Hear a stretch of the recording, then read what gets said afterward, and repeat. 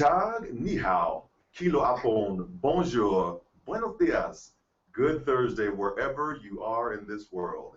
This is your Thursday Inspired Thought with your host, John Register. This YouTube program is all about finding inspiration throughout the entire world and sharing a portion of it each Thursday.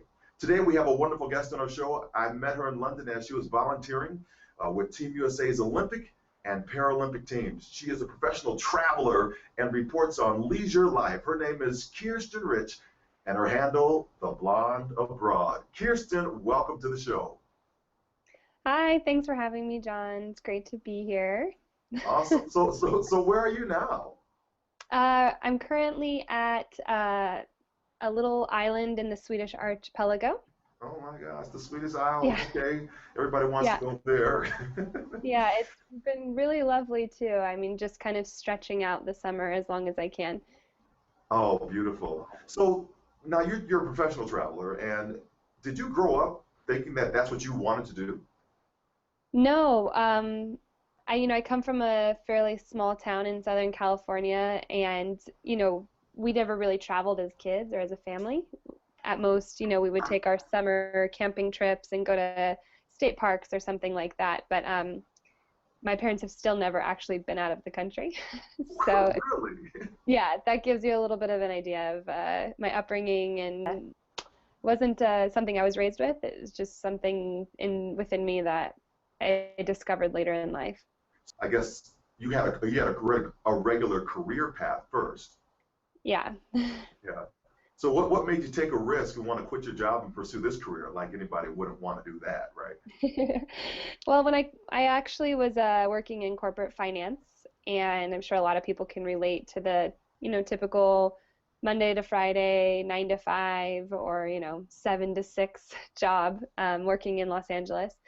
And I didn't actually quit my job to pursue travel writing. Oh. It was more of an organic kind of thing, but I ultimately just felt unsatisfied and unfulfilled with my job, and I had no idea what I wanted to do after I quit. Of course, I thought about re-entering finance and maybe just with a different company, but I took a little hiatus and I got a bartending job in Hollywood just to do something fun for the summer, and luck would have it, I would end up deciding to travel instead. So I moved to Australia and traveled around Oceania and the Southeast Asia for a summer, and that is basically when everything kind of started.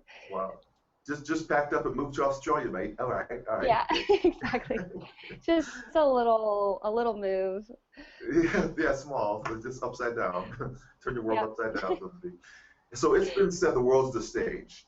So where in the world have you been, a place that you say, you know what, I've got to go back there again? Almost everywhere I've been, I've felt that way. Australia being one of them, I think just because it was kind of my first travel love.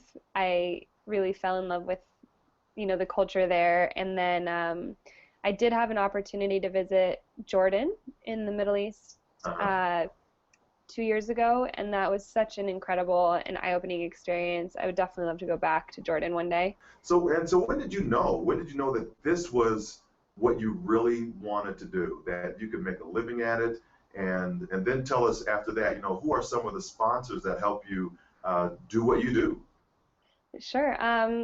So basically, when I got started, it was not so much for even as a job idea. I didn't know you could make money blogging. I didn't even know that there was another travel blog out there. I thought I literally invented travel blogging. I'm like, this is genius.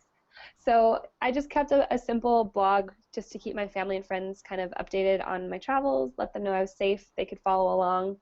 And so that's basically what happened. And eventually I started meeting other travel writers through social media, and I got introduced to a few travel conferences.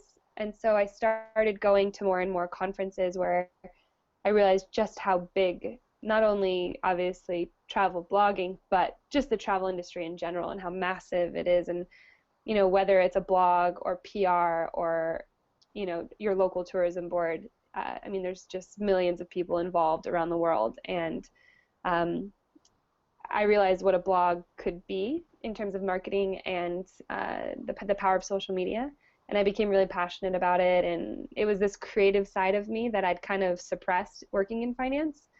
So it was sort of all of my passions kind of culminating into something that I could call my own. Wow. So yeah, it's funny because a blog seems like such a silly word, but at the end of the day, it is a business, and there's so many people. It's a newer idea for business, but I am truly passionate about it, and that's what's kept me going. Yeah, you Um, truly do very well in that space. I follow you, and it's really wonderful watching, where in the yeah. world is interested today. And you have a great handle. I love it. The Blonde Abroad. That's so awesome. How did you come up with that one? So it's actually funny. My first blog, which I just kept for family and friends, I used a tagline called "The Journey of the Blonde Abroad." Just kind of, I didn't really have an idea for a blog. I just quoted that because when I was living in Australia, uh, so many people would refer to me as Blondie and blonde, and I started realizing how funny it was that my hair color was such a big part of my identity. And the more I traveled, especially in places where there are far fewer blondes, like Sweden being the exception, um, it was such an identifying trait, and it kind of was a laughable thing where I went from going into this very, professional job environment, and being sort of put in a box and what that meant to be a professional. And then, growing up in Southern California, there's all these little boxes that we kind of fit in to make up our identities.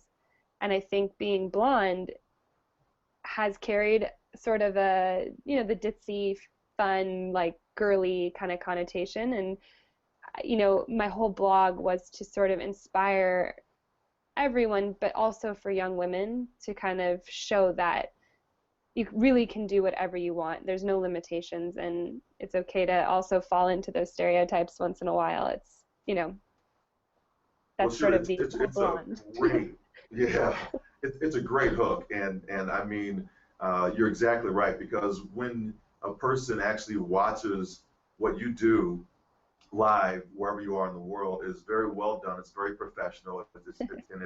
It's just chic, and it's unique, and you bring some really great nuances to it. So it does play very nicely on what people may think of the hair Right. color. It Yeah, actually, exactly. really really great stuff you do. Extremely Thanks, John. intelligent. Yeah, really good. So you talked a little bit about social media Yeah. and how that has been working. How do you feel that social media really brings our world together? Oh man. I mean, it's my it's the bread and butter to my business, and it's everything I do. I eat, sleep, and breathe social media. And it's funny because there's still so many people who, oh, I don't, social media, blah blah blah. I don't want to use it. It's addicting, and all these other things. But when you find a use for each network and find something that maybe works for you and maybe enhances your life in a different way, um, it really does just open your world to, I mean, endless possibilities. I can't even tell you the number of people that I've virtually met through social media who've somehow come into my life and have helped me become who I am today in terms of, just as a person, and then also for my business. Especially with travel, I mean, most of the people I talk to and work with on a daily basis, I've never met.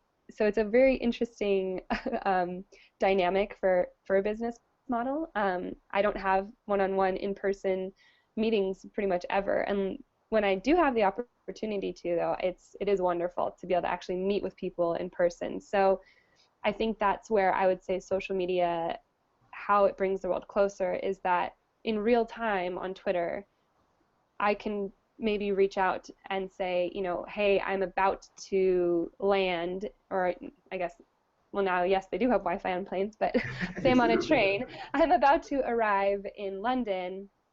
Does anyone want to meet up for a coffee? Or does anyone have any tips on where I should grab lunch?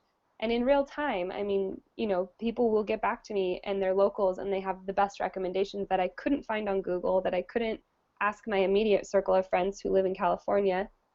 And so there's miraculous ways to really connect with the world and people. I think especially a lot of people now use Instagram, which is one of my favorite networks, and it's such a fun way to see the world through someone else's eyes and also to kind of share moments.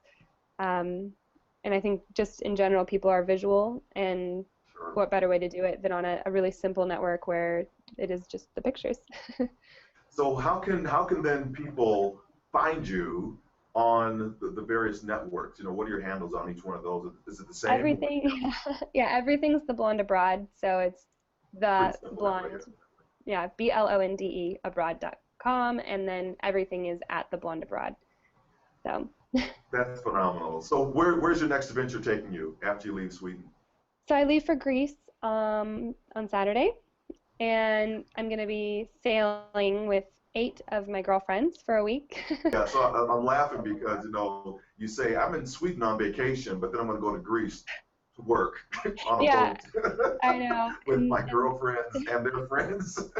Right. It's funny I because love that. what seems like the dream job, it is funny because you are working against everything natural for running a business, and just even getting a strong Wi-Fi signal can just prove to ruin your day. Yeah, like I had this morning. So yeah, so it is tough. I mean, travel isn't the easiest thing to be, but you find that sort of self-discipline and the routine where you mix work and pleasure, and then at some point it balances out, and you keep going. Exactly. Well, So. ladies and gentlemen, I've been with the phenomenal Kiersten Rich. My life has been richer for knowing her. We met in London. It was a phenomenal experience. She's a hard worker. I can say that, attest to her true nature when she was working with the Olympic and the Paralympic teams and just volunteering her time. Super hard worker. She does a phenomenal job with her Blonde Abroad forte in all the spaces. She's been an inspiration for us today, and I hope that you now are inspired to go forth and inspire your world. Thanks so much, Kiersten, for being on the show. Thanks, John. Great to catch up. Thank you. Have a great day. Bye. Thank Bye. you. Bye.